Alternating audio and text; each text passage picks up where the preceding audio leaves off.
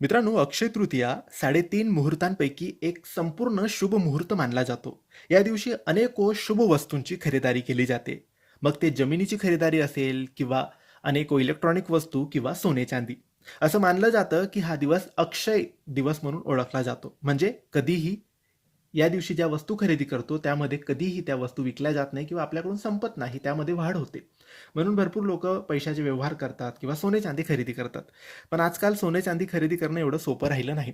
भरपूर लोकांना सोने-चांदी अशक्य अशी गोष्ट झालेली आहे.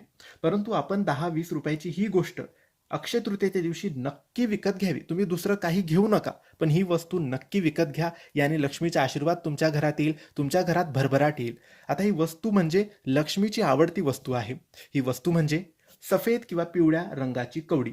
5-10 रुपयाची पूजा सामग्रीच्या दुकानात कवडी मिळते, ती आणा. अक्षय तृतीयेच्या दिवशी पूजन करा आणि तिजोरीत ठेवा.